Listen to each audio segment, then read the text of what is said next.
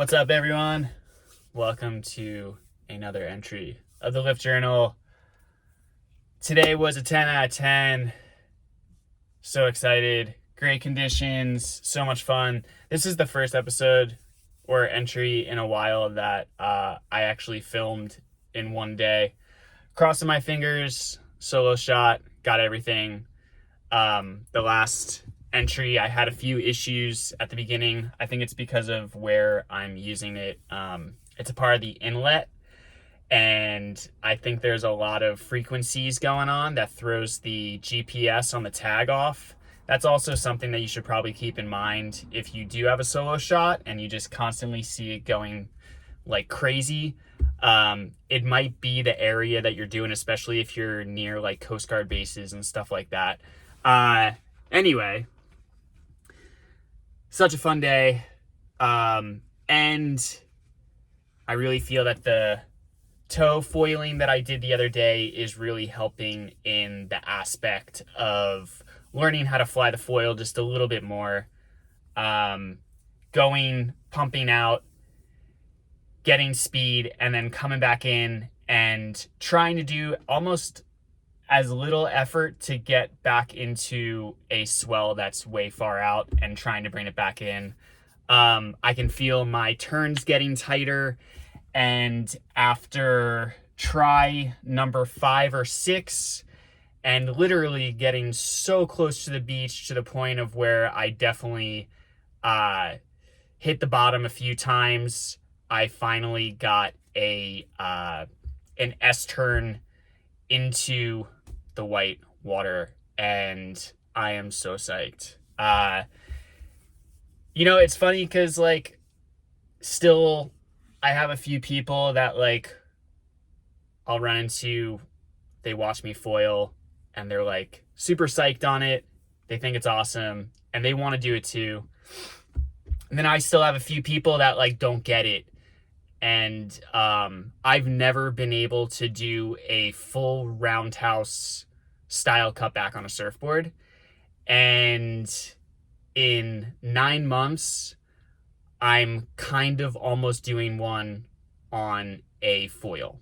And that's why I want to surf like all the guys that surf really well, that are doing more critical turns and going faster. But I just can't do that. I've been trying for 30 years, but I can't do it.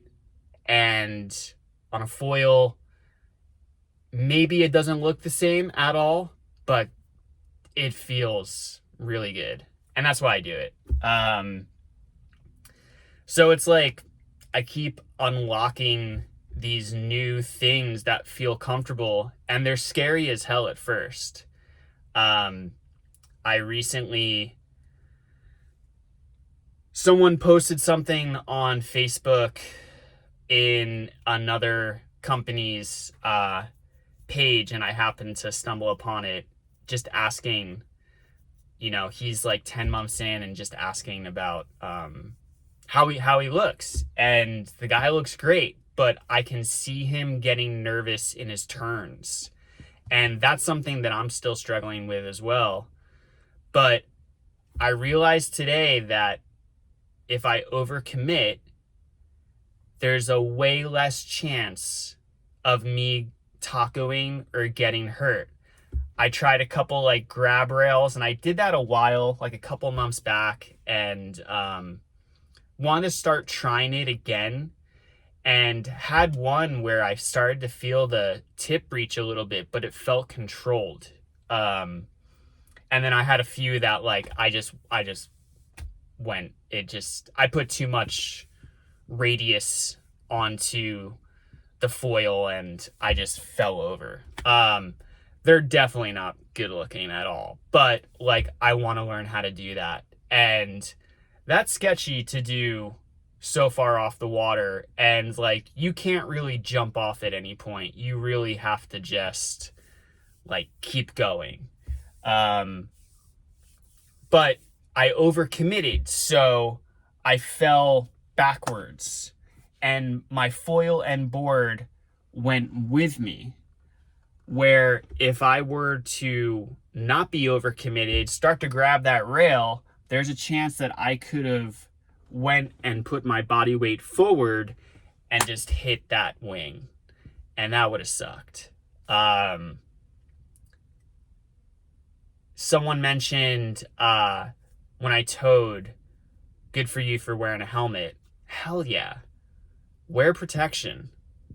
Like, I know that we've been listening to that since we were kids, but like, you should totally wear a helmet and an impact vest if you're just starting to learn a new discipline. I am definitely going to when I learn how to wing.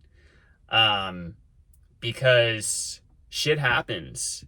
And like, I would wear a helmet all the time, but honestly, it's like, I feel comfortable now with prone foiling, but I still do get myself in sketchy situations, but I'm slowly doing it. I'm not just like going out and trying to like bust the wing out. But every once in a while, like if I hit like a speed, I'll like just like jokingly like try to do an air. Like I know that there's no commitment in it. But if I'm committed to something, I'm gonna wear a helmet and impact vest. And I'm gonna be doing that more often. Because I don't know, like growing up skateboarding, it was like not very cool to wear a helmet, but like I know people that like really like fuck themselves up. So like we were probably just young and dumb back then, but now we're old and we have like things to spend money on, like foils. So why like hurt yourself? I don't know. Anyway, that's just like a rant, and I'm starting to sound like a parent, and I'm not. But I hope you're having fun. I hope you're unlocking the new levels to this wonderful game of foil. It gets so much better every time I go. And I know I keep on saying that, and I keep on saying I just have my best session. Every time I go, I have my best session. I have a new board coming on the way, and it's another 19 wide board, same as my apple tree. And I actually wanted to ask you people, because some of you have much more experience and or are much better than me, how do you guys feel about these super slim in the 17 width range foil boards that are still packing? There's a particular brand that I'm looking into that I just recently actually just bought a wing board for, and I kept staying on the website and was like, whoa, they make a really sick prone board too. It's 17 wide, 4.2, and it's packing 31 liters. You probably already know what brand I'm talking about. They make another model that is 17.75 by 4.2, and it's packing 32 liters. Like, where is that 1 liter being hidden? But anyway, I think it's pretty cool. I think this stuff's pretty rad. I hope you guys have a great day. And until next time, peace.